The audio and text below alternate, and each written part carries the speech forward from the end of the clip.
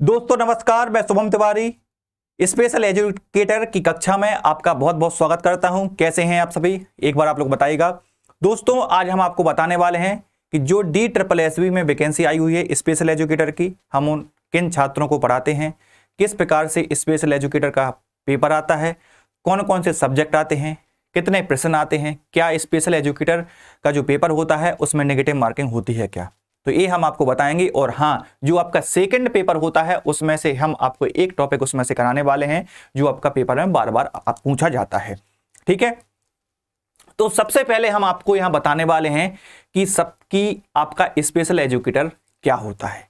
ठीक है, क्योंकि स्पेशल एजुकेटर की हम बात कर रहे हैं, आपके मन में एक प्रश्न उठ रहा होगा कि सर क्या होता है आखिर पे स्पेशल एजुकेटर। स्पेशल एजुकेटर की वैकेंसी किस के थ्रू निकलती है, तो आपको पता है अभी हाल ही में DSSB के थ्रू वैकेंसी निकली हुई है। ठीक है, अभी हाल ही में इधर देख पा रहे हैं आप स्पेशल एजुकेटर की वैकेंसी DSSB के थ्रू निकली हुई है। इधर देख पा रहे हैं Delhi subordinate service selection board है। ठीक है, इसकी वैकेंसी अभी हाल निकली हुई है। और हाँ, फॉर्म फिलअप स्टार्ट भी हो गए हैं और शायद आपकी अंतिम डेट है आपकी 15 सितंबर है। तो अगर आप लोगों ने फॉर्म फिलअप ना किए हों तो आप फॉर्म फिलअप कर सकते हैं। ठीक है, तो यहां हम बात करने वाले हैं कि DSSB के थ्रू तो वैकेंसी आपकी निकल गई है, फॉर्म जो एलिजिबल हैं वो फॉर्म भी फिलअप कर रहे होंगे। ठीक है, अब बात आती है आगे कि क्या सर हम किन स्टूडेंटों को पढ़ाते हैं स्पेशल एजुकेटर में, क्या कारण है। तो देखो, सबसे पहले हम आपको बताने वाले हैं कि जो आपके विशिष्ट बालक होते हैं, ठीक है, विशिष्ट बालक का मतलब होता है जो शारीरिक और मानसिक रूप से पिछड़े हों। ठीक है, जो शारीरिक और मानसिक रूप से पिछड़े हों उनको हम विशिष्ट बालक की श्रेणी में रखते हैं। और हाँ, विशिष्ट बालकों को ही स्पेशल एजुकेटर अर्थात जो टीचर बनते हैं वो उन्हीं बालकों को पढ़ाते हैं। और जो आपके सामान्य विद्यालय हैं, सामान्य स्कूल हैं, सरकारी और प्राइवेट, उसमें आपके सामान्य स्टूडेंट आपके पढ़ते हैं नॉर्मल तरीके से। ठीक है, तो ये आपकी DSSB के थ्रू वैकेंसी निकलती है और आपके ये भी आपको पता चल गया है। तो अब हम बात करने वाले हैं कि क्या सर आखिर में कितने पेपर होते हैं इसके, क्या इसमें कोई इंटरव्यू वगैरह होता है, क्या पेपर कितने होते हैं, कितने नंबर के प्रश्न आते हैं, कितने प्रश्न आते हैं, कितने टाइप के पेपर होते हैं, पेपर 1 होता है या पेपर 2 होता है, वो हम आपको इस वीडियो में बताने वाले हैं। तो सबसे पहले ये देखिएगा, आप इधर आगे देख पा रहे हैं, आगे देख पा रहे हैं कि आपका पेपर 1 और पेपर 2 ये आपके 2 पेपर होते हैं।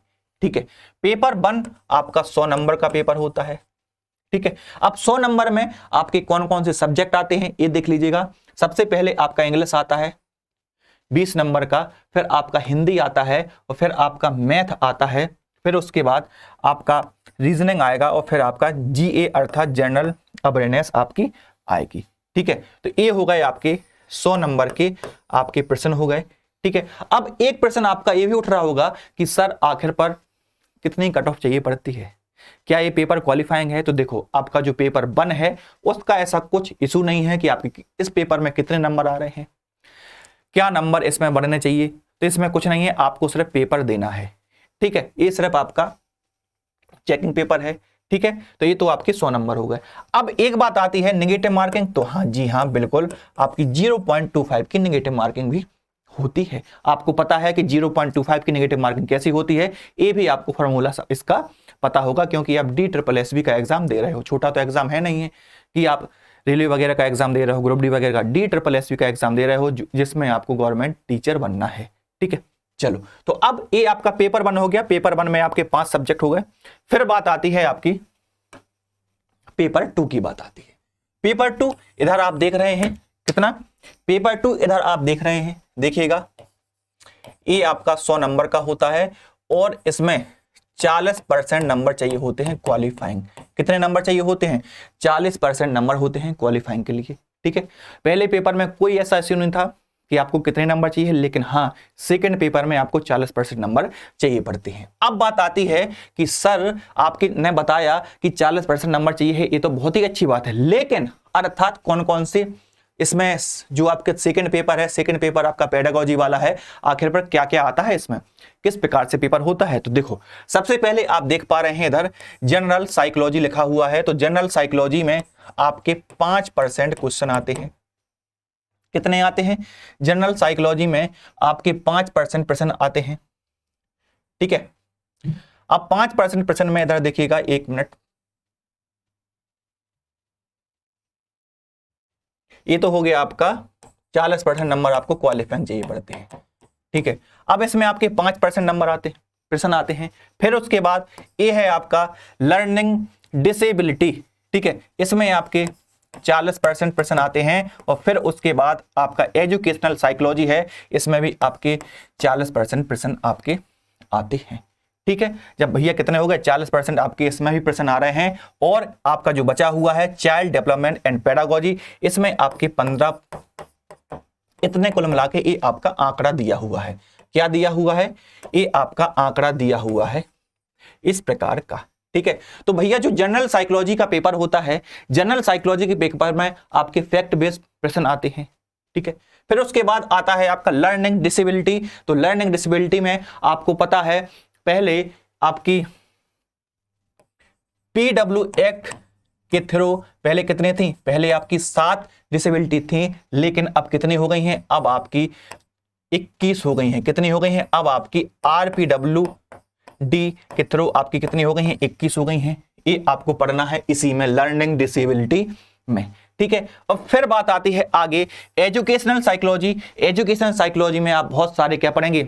बहुत सारी चीजें पढ़ेंगे, जैसे आपका समावेशी कक्षा हो गया, और भी सारी इसमें चीजें हैं वो आप इसमें पढ़ोगे, एक्ट वगैरह पढ़ोगे, आप बहुत सी सारी चीजें इसमें पढ़ते रहोगे। हाँ, और हाँ, जो आपका लर्निंग डिसेबिलिटी है इसमें आपके एक्ट भी आते हैं। एक्ट बहुत ज्यादा पूछे जाते हैं, जैसे आपका IDEA जो है वो आपका एक्ट है या क्या है, तो आपके ऐसे प्रश्न आएंगे। ठीक है, अब बात आती है CDP अर्थात चाइल्ड डेवलपमेंट एंड पेडागोजी, अर्थात जो 15% के प्रश्न आ रहे हैं, अर्थात 15% पूछे जा रहे हैं इसमें। तो इसमें कौन कौन से कैसे प्रश्न आएंगे? तो सबसे पहले जैसे जीन पियाजे हो गया आपका, बाइकोस्की हो गया, कुहलबर्ग हो गया आपके, और वुडबर्थ हो गए, स्किनर हो गए, इस प्रकार के आपके जो भी आपके मनोवैज्ञानिक हैं, उन मनोवैज्ञानिकों के सारे जो सिद्धांत हैं और भी थ्योरीज हैं वो आपकी इसी के अंतर्गत आएंगी। ठीक है, तो ये तो चीज आपको क्लियर हो गई कि आखिर पर भैया 100 नंबर का पेपर इस प्रकार से हो रहा है और 40% नंबर आपको चाहिए, क्वालिफाइंग चाहिए, और हाँ आपको इस प्रकार से आपके प्रश्न आएंगे। ठीक है, अब सबसे बड़ी बात आती है कि ये तो आपका हो गया DSSB का स्पेशल एजुकेटर के थ्रू किस प्रकार की चीजें होती हैं। अब हम बात बताने वाले हैं आगे। इधर देख रहे हो आप, इधर लिखा हुआ है कि डायवर्सिटी इन क्लासरूम, अर्थात कक्षा में विविधता। तो इधर देख पा रहे हो विविधता का मतलब क्या होता है? विविधता का मतलब होता है बहुत सारी चीजें इकट्ठी हो जाना। क्या हो जाना? बहुत सारी चीजें इकट्ठी हो जाना। उसका मतलब क्या होता है? उसका मतलब होता है विविधता। ठीक है, अर्थात इधर देख पा रहे हैं कि diversity in the classroom refers to having student of different classes, languages, castes, abilities and differences in the classroom। अर्थात कक्षा में विविधता से आशय क्या है? कक्ष में विभिन्न वर्ग हैं, अर्थात विभिन्न वर्ग के स्टूडेंट ही तो पढ़ते हैं कक्षा में। ऐसा तो है नहीं कि अकेले SC वर्ग के स्टूडेंट पढ़ते हों या ST वर्ग के, उसमें सारे पढ़ते हैं। जैसे जनरल हो गया आपका, SC हो गया, OBC हो गया, ST हो गया, हैंडीकैप हो गया, सारे उसमें पढ़ते हैं कि नहीं पढ़ते हैं? तो इसीलिए क्या हो गया, इसलिए कक्षा का मूल रूप क्या हो गया? आपका विविध रूप हो गया। ठीक है, विविध रूप हम इसी को कहते हैं।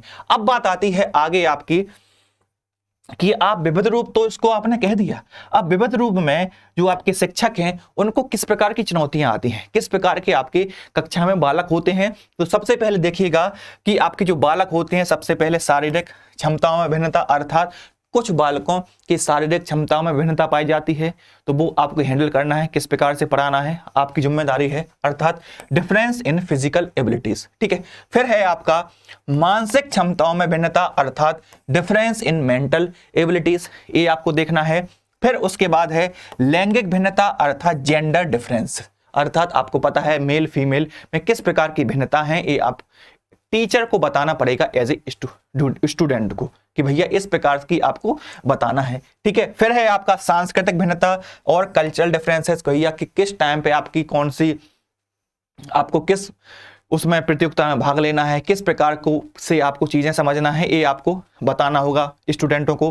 फिर बात आती है कि भाषिक भिन्नता और सामाजिक और धार्मिक भिन्नता। तो ये आपकी भिन्नताएं हैं, ये भिन्नताएं आपको प्रॉपरली बालक को या स्टूडेंट को अच्छे से बतानी पड़ेंगी कक्षा में। और अर्थात कक्षा में विविधता का मतलब यही होता है कि क्या किस प्रकार की चीजें हैं, किस प्रकार का विविध रूप है, तो भैया आपका उसमें सबसे पहले विभिन्न वर्ग की जातियां होंगी, विभिन्न वर्ग की भाषाएं होंगी, विभिन्न वर्ग की क्षमताएं होंगी। जैसे कोई बालक तमिल का है, कोई बालक कन्नड़ का है, कोई बालक महाराष्ट्र का है, कोई बालक एमपी का है, कोई बालक यूपी का है। तो एज ए टीचर को सब कुछ पता रहना चाहिए, क्योंकि यहाँ पे DSSS अर्थात दिल्ली की आप स्टूडेंटों को आप पढ़ा रहे हैं, अर्थात आपके दिल्ली के भारत के जितने भी कोने से आपके स्टूडेंट आएंगे वो सभी लैंग्वेज से आपके आएंगे। तो आपको हर चीज समझना है, हर चीज को हैंडल कैसे करना है। ये जिम्मेदारी क्या किसकी है? ये जिम्मेदारी सिर्फ एज ए टीचर की है। ठीक है, तो ये तो हो गया आपका।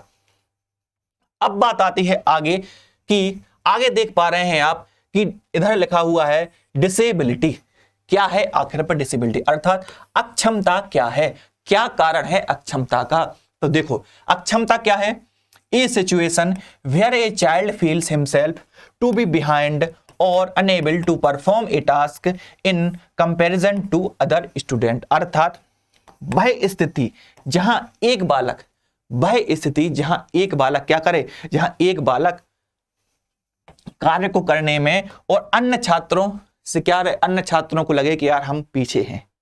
जैसे कोई बालक है कार्य कर रहा है कक्षा में, ठीक है, एज ए स्टूडेंट कोई बालक कार्य कर रहा है कक्षा में और उसको खुद लगे कि यार हम एक कार्य को प्रॉपर तरीके से नहीं कर पा रहे हैं, एक कार्य को हम प्रॉपर तरीके से नहीं समझ पा रहे हैं, तो उसको समझ में आएगा कि शायद हमारे अंदर कुछ ना कुछ एबिलिटीज हैं। क्या है? शायद हमारे अंदर कुछ ना कुछ अर्थात डिसेबिलिटीज हैं, अर्थात अक्षमताएं हैं। ठीक है, तो ये बालक को समझ में आएगा। तो यही है, जैसे ये आपका क्या है, ये आप देख पा रहे हैं ये बालक है, तो बालक इधर देखिएगा, इधर टेस्ट भी लिखा हुआ है, इधर प्लस माइनस अर्थात जो आपके मैथमेटिकल है, मैथमेटिकल में आपका एडिशन भी होते हैं, सब्ट्रैक्शन भी होते हैं और डिवाइड भी होते हैं, मल्टीपल भी होते हैं। तो बालक ने बुक्स तो ले ली अपने सामने पढ़ने के लिए, लेकिन वो नहीं समझ पा रहा है कि आखिर पर हमें करना क्या है, हमें हिंदी पढ़ना है कि हमें इंग्लिश पढ़ना है कि हमें गणित के सवाल लगाने हैं, वो नहीं समझ पा रहा है। तो ये क्या है? ये आपकी डिसेबिलिटी है। ठीक है, अर्थात ये आपकी अक्षमता है, बालक की अक्षमता है। इसका बताने का सिर्फ मतलब यही बचा था।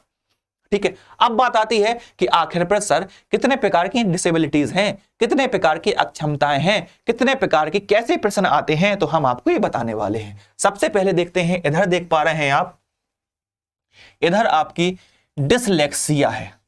क्या है? इधर आप देख पा रहे हैं, इधर आपका डिसलेक्सिया लिखा हुआ है। डिसलेक्सिया का मतलब क्या होता है? देखिएगा, inability to read, interpret, understand and write letter and words, अर्थात अक्षरों और शब्दों को पढ़ने, व्याख्या करने, समझने और लिखने संबंधी अक्षमताएं। जैसे स्टूडेंट है, एक स्टूडेंट ने क्या किया, स्टूडेंट ने सो देखा, सा देखा, तो इसको क्या पढ़ लिया, इसको उसने बास पढ़ लिया। ठीक है, अब एक स्टूडेंट ने क्या किया, एक स्टूडेंट ने डॉग देखा तो उसने क्या पढ़ लिया, इसने पढ़ लिया गॉट पढ़ लिया। तो कुल मिलाकर पढ़ने संबंधित विकार होते हैं। अर्थात इधर देख पा रहे हैं डिसलेक्सिया में ये स्टूडेंट है, स्टूडेंट को समझ में नहीं आ रहा है, ये आपकी अक्षर दिए हुए हैं, वर्ड दिए हुए हैं, उसको समझ में नहीं आ रहा है कि आखिर पर हम कौन सा वर्ड पढ़ें, हम अर्थात हम बीच का वर्ड स्टार्ट करें या हम आखिरी से स्टार्ट करें, आगे से तो पता ही नहीं है कि हम आगे से स्टार्ट करें। तो बालक की अक्षमता में क्या होती है, कमी होती है, इसलिए वो पढ़ नहीं पाता है प्रॉपरली तरीके से। यही इसमें बताया गया है कि अक्षर और शब्दों को पढ़ने में क्या होता है, असमर्थ रहता है। ठीक है, तो ये हो गई आपकी डिसलेक्सिया हो गई, क्योंकि पेपर में आता है डिसलेक्सिया का कारण क्या है, डिसलेक्सिया का विशेषता क्या है, अर्थात पढ़ने में संबंधित विकार होते हैं। ठीक है, तो यही बताया गया है कि सौ को बॉस पढ़ लिया और डॉग को गॉड पढ़ लिया, और हाँ इधर बालक देख रहे हैं कि वो पढ़ने में असमर्थ है। ठीक है, अब बात आती है आपकी डिस्ग्राफिया। तो डिस्ग्राफिया आप देख पा रहे हैं इधर, ये आपकी डिस्ग्राफिया है। डिस्ग्राफिया से आपको एक चीज तो समझ में आ रही होगी। क्या समझ में आ रही है? कि आपका ग्राफ है, क्या है, आप इधर देख पा रहे हैं, इधर आपका ग्राफ लिखा हुआ है। ग्राफ का मतलब क्या होता है, अर्थात हम किसी भी पेपर ग्राफ पर हम क्या करते हैं, ग्राफ पर हम लिखते ही तो हैं।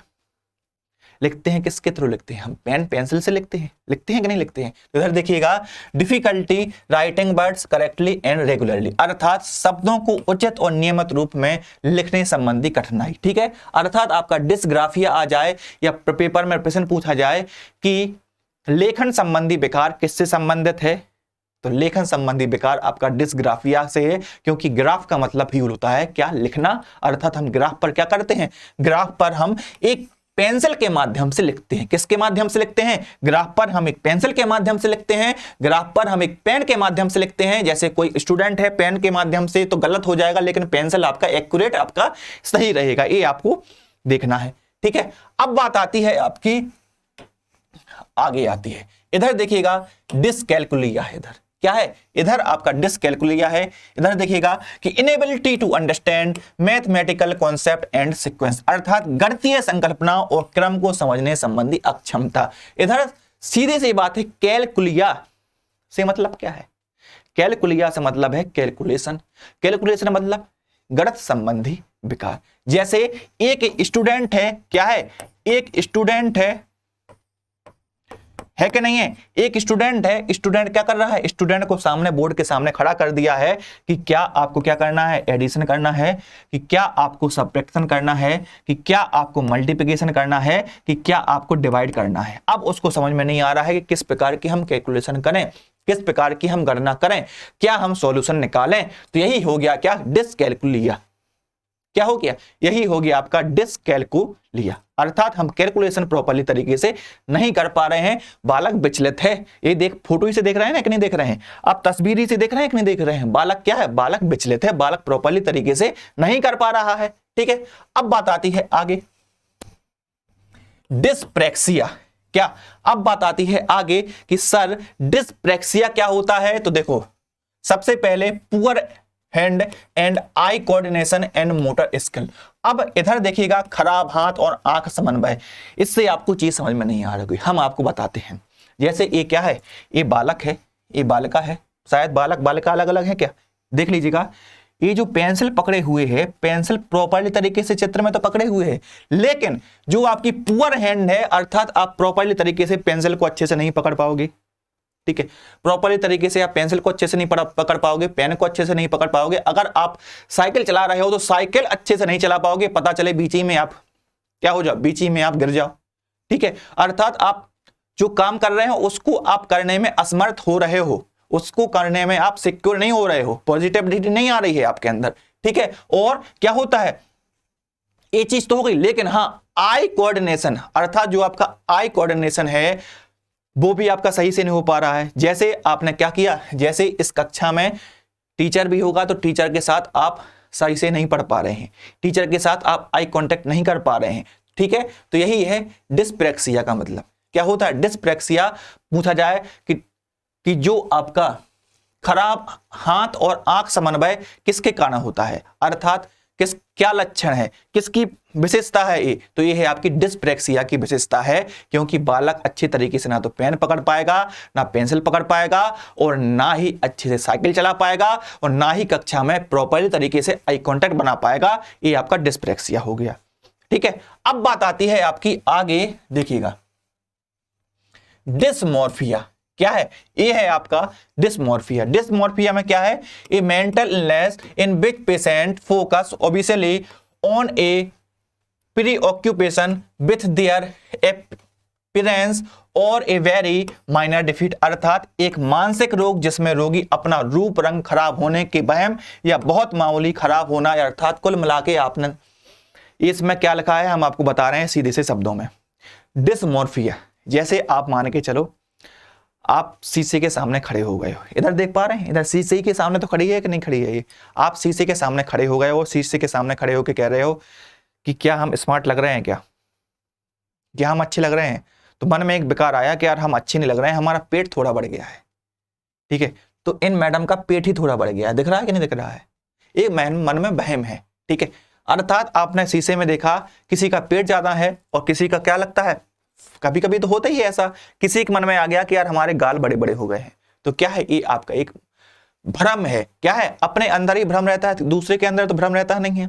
तो इसका मतलब होता है डिसमॉर्फिया का मतलब भ्रम होना। ठीक है, खुद के अंदर ही कि हमारे हाथ पतले पतले हो गए हैं, हम मोटे हो गए हैं, हम सही नहीं लग रहे हैं, हमारे गाल बड़े बड़े हैं। तो एक प्रकार की डिसमॉर्फिया में विशेषता पाई जाती है, इसी की यही कारण है इसका।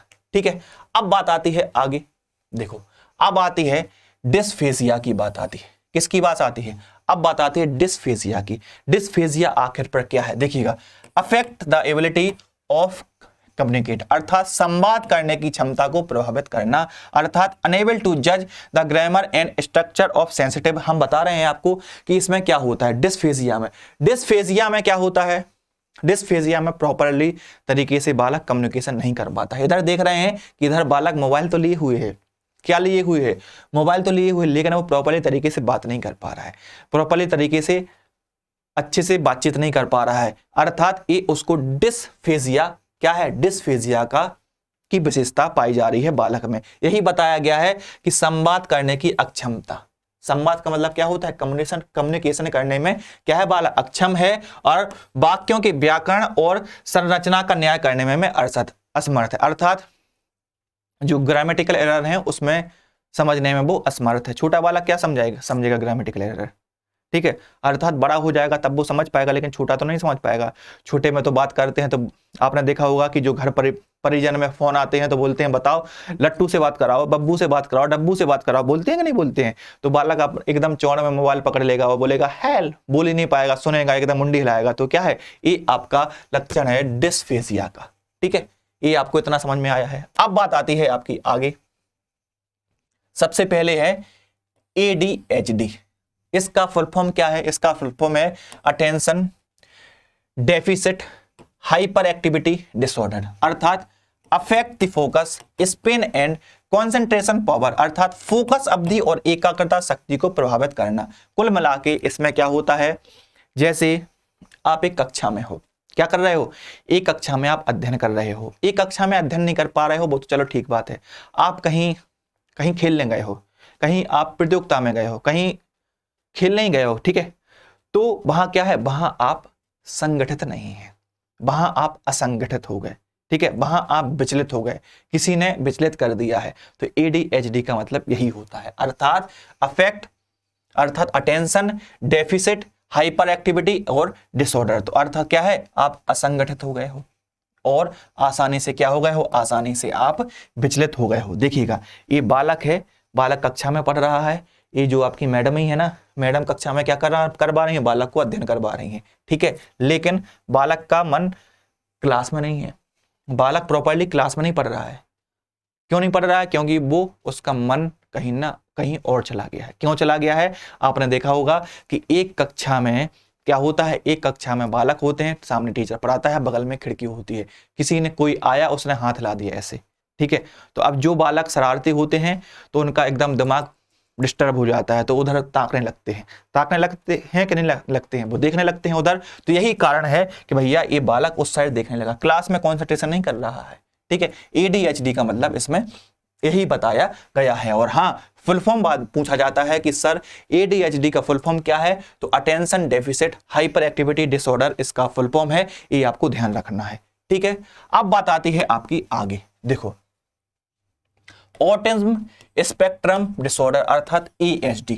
पेपर में आता है कि ASD का फुल फॉर्म क्या है, ASD का फुल फॉर्म क्या है, तो इसका फुल फॉर्म है ऑटिज्म स्पेक्ट्रम डिसऑर्डर। ये बार बार आता है, देखिएगा इधर कि problem in social interaction speech non verbal communication and restricted and repetitive behaviour, अर्थात इसमें जो बालक है, जैसे बालक छोटा ही तो होता है, वो सबसे पहले तो ये है जब बालक छोटा होता है तो वो प्रॉपरली अपनी जो बात कह रहा है वो कहने में असमर्थ है, वो कहने में सकारात्मक नहीं है, वो कहने में उसमें वो कॉन्फिडेंस नहीं है, ठीक है। और बालक दूसरे की बात भी सुनता है तो दूसरे की बात प्रॉपरली तरीके से नहीं सुन पा रहा है, ना उसको अच्छे से समझ पा रहा है। तो ऑटिज्म का मतलब यही होता है ASD का मतलब, ठीक है, अर्थात उसमें जो सामाजिक संपर्क है, सामाजिक संपर्क भी इससे टूट जाता है। किससे टूट जाता है, सामाजिक संपर्क से दूर हो जाता है, और भाषण अर्थात बोलने में भी असमर्थ रहता है। वो क्या करता है, वो अपने ही अंदर एकदम गुमसुम रहता है, अपने ही अंदर उसको, जैसे आपने देखा होगा कई बालक छोटे होते हैं तो उनको आपने क्या दे दी, उनको आपने एक बोतल दे दी, बोतल में वो पता चलेगा वो ढक्कन को ओपन नहीं क्लोज कर रहे हैं, बंद और खोल रहे हैं कि नहीं कर रहे हैं, तो कुल मिला के वो ASD के शिकार हैं। अर्थात ऑटिज्म आपका स्पेक्ट्रम डिसऑर्डर है उन बालकों के अंदर। ठीक है, जैसे आप देख पा रहे हैं ये बालक लेटा हुआ है, इसके बगल में क्या है, कार रखी हुई है, खिलौना रखे हुए हैं। तो आपने देखा होगा कि जब बालक छोटा होता है तो भले ही कितने लोग बैठे रहे उसको मतलब नहीं है, वो अपनी कार एकदम सन्न से निकालते चला जाएगा, एकदम फन्न से निकालते चला जाएगा। तो ये क्या है, ये इसकी विशेषता है। ठीक है, तो ये हो गया आपका ASD। ASD का फुल फॉर्म बार बार आता है, ऑटिज्म स्पेक्ट्रम डिसऑर्डर। ठीक है, ये स्पेशल एजुकेटर की क्लास चल रही है यहाँ पर। ये आपके जो CTET की क्लास है उसमें भी कुछ ऐसे टॉपिक आते हैं, लेकिन हाँ इसमें डिसेबिलिटी है, बहुत सारे एक्ट हैं, सारी चीजें इसमें इंक्लूड होती हैं और 40 नंबर का आपका पोर्शन रहता है ये वाला। ठीक है, अर्थात अशाब्दिक संचार और प्रतिबंधित और दोहराव वाले व्यवहार में समस्या आ जाती है इसके अंतर्गत। ठीक है, अब बात आती है आपकी आगे। देखो सबसे पहले हमने क्या कर लिया, हमने डिसेबिलिटीज पढ़ ली, भैया कितने प्रकार की हैं, अभी और प्रकार की भी हैं। ठीक है, लेकिन जो प्रॉपरली तरीके से पेपर में आती हैं, जब हम आपको प्रॉपरली तरीके से हम पढ़ाएंगे तो हम आपको 21 डिसेबिलिटीज हैं, हम आपको पूरी पढ़ाएंगे, पूरी हम आपको करवाएंगे। ठीक है, तो अभी हम आपको मेन पढ़ा रहे हैं जो ज्यादातर आती हैं, लेकिन जब हम आपको पढ़ाएंगे तो पूरी पढ़ाएंगे और जितने भी एक्ट हैं सब कुछ करवाएंगे, चिंता न करिएगा। ठीक है, अब है आपका पहला प्रश्न है, पहला प्रश्न ये आपका DSSSB का है। किसका है, पहला प्रश्न ये आपका DSSSB का है। कलर थोड़ा चेंज कर लेते हैं, देखिएगा सर क्या है DSSSB का पेपर प्रश्न क्या है कि at what level is disability in efficient, अर्थात अक्षमता किस स्तर पर हुई गड़बड़ी है, जो अक्षमता पाई गई है वो किस स्तर पर पाई गई है, क्या गड़बड़ी है अक्षमता में। तो देखिएगा कि एट द फंक्शनल लेवल, अर्थात कार्यात्मक स्तर पर वो पाई गई है गड़बड़ी क्या, at the level of anatomical, अर्थात शारीरिक ढांचा के स्तर पर गड़बड़ी पाई गई है क्या, कि एट सोशल लेवल, अर्थात सामाजिक स्तर पर गड़बड़ी पाई गई है, या नन ऑफ दिस, अर्थात इनमें से कोई नहीं। तो आपको बताना है कि इसका आंसर क्या है, आपको बताना है कि इसका आंसर क्या है। ठीक है, तो सबसे पहले देखिएगा कि जो अक्षमता है, किस प्रकार की अक्षमता, अक्षमता मतलब होता है डिसेबिलिटीज, किस प्रकार की अक्षमताएं होती हैं। अक्षमताएं तो आपने समझ ली हैं, लेकिन आप देख पा रहे हैं कि शारीरिक स्तर पर अक्षमता होती है क्या, शारीरिक स्तर पर। तो देखो शारीरिक स्तर पर तो दोस्त अक्षमता आपकी नहीं पाई जाती है, और ना ही सामाजिक स्तर पर, भैया सोशल स्तर पर अक्षमता पाई जाती है क्या, नहीं पाई जाती है। ये पाई जाती है किसमें, कार्यात्मक स्तर पर अक्षमता पाई जाती है। ये DSSSB के प्रश्न हैं, थोड़े टफ होते हैं, सीधे सीधे सरल नहीं होती हैं कि आपने एकदम नजर लगाई और आपके प्रश्न सही होगा। ये उसमें इसमें थोड़ा टफ लेवल है, ये थोड़ा सरल नहीं है। ठीक है ना, इसलिए आपको अच्छे तरीके से देना है, नहीं तो आप एकदम प्रश्न को देखोगे और लगा दोगे कि शारीरिक ढांचा के स्तर पर। तो दोस्त शारीरिक ढांचा आपका गलत हो जाएगा, सही है कार्यात्मक स्तर पर। क्योंकि क्या करते हो, आपकी जो बॉडी है वो आपकी बॉडी कार्य करती है, और बॉडी कार्य नहीं करेगी तभी तो समझ में आएगा कि आपके अंदर अक्षमता है कि नहीं है। तो इसलिए क्या है, इसलिए ये आपका सही हो जाएगा, ये आंसर आपका सही हो जाएगा। अब है आपका अगला प्रश्न। अगला प्रश्न क्या है कि you have been told to seat 2 intellectually disabled children in your class, अर्थात and you, आपको अपनी कक्षा में 2 बौद्धिक अक्षम बच्चों को बैठाने के लिए कहा गया है। क्या है, आप अपनी कक्षा में 2 बौद्धिक क्या है बालक हैं, उनको बौद्धिक और अक्षम हैं, वो सक्रिय नहीं है, बैठाने के लिए कहा गया है। आप क्या करोगे, तो देखो सबसे पहले will refuse to accept him as his student, अर्थात उन्हें अपने विद्यार्थी के रूप में ग्रहण करने से इनकार करोगे, सीधे सीधे आपको समझ में आ जाएगा। या will told to headmaster to let them sit in another class, अर्थात प्रधानाध्यापक से कहेंगे कि उन्हें दूसरी कक्षा में बिठाओ, ये कहोगे क्या। या will learn technique to teach such student, अर्थात विद्यार्थियों को सिखाने की तकनीक सिखाओगे क्या। तो देखो ये 2 ऑप्शन तो आपकी दोस्त गलत हो गए। आपको प्रॉपर्ली दिख रहा है भैया, आप किसी को इनकार नहीं करोगे, किसी को मना नहीं करोगे ना, तो ये तो आप गलत हो गया। और ना किसी स्टूडेंट से ये कहोगे कि दूसरी कक्षा में बैठ जाओ, तो ये भी गलत हो गया। और नन ऑफ दिस तो आपका गलत है ही। तो सही क्या है, सही आपका सी सही हो जाएगा। क्या हो जाएगा, सी सही हो जाएगा, विद्यार्थियों को सिखाने की तकनीक सिखाओगे। टीचर का काम यही है कि विद्यार्थियों को तकनीक सिखाए, टेक्निक सिखाए कि वो किस प्रकार की परेशानियां हैं उनको दूर करे और जो परेशानियां हैं उनको अच्छे से समझे। ये टीचर की रिस्पॉन्सिबिलिटी रहती है। अब बात आती है अगले प्रश्न की कि a child who behaves against social rules and laws is called, अर्थात सामाजिक नियमों व कानूनों के विरुद्ध व्यवहार करने वाला बालक क्या कहलाता है? या बैकवर्ड चाइल्ड, पिछड़ा बालक कहलाएगा क्या? इंटेलेक्चुअल डिसेबल्ड चाइल्ड या बौद्धिक अक्षम बालक कहलाएगा क्या? या अपराधी बालक कहलाएगा या श्रवण बाधित बालक कहलाएगा? क्या कहलाएगा? अर्थात प्रश्न में दिया हुआ है कि सामाजिक नियमों और कानूनों के विरुद्ध, समाज के और कानूनों के विरुद्ध क्या किया उसने? व्यवहार किया है। तो पिछड़ा बालक आएगा क्या? देखो पिछड़े बालक कानून का और समाज का वो थोड़ी करते हैं विरोध, नहीं करते हैं ना, तो ये तो गलत हो जाएगा। ठीक है। और बौद्धिक अक्षम बालक, बौद्धिक अक्षम का मतलब होता है कि भैया उसकी बुद्धि काम ही नहीं कर रही है, वो किसी ना किसी चीज में उसमें बेकार है। तो इस प्रश्न में आपको बेकार से समझ में तो नहीं आ रहा है, क्योंकि उसने समाज के नियमों का क्या किया है? नियम के कानूनों का विरोध किया है। तो ये आपकी बौद्धिक अक्षम बालक भी नहीं है। ठीक है। और ये इस प्रकार के आपके श्रवण बालक भी नहीं है। तो भैया कौन से हैं? ये आपके अपराधी बालक हैं। कौन से बालक हैं?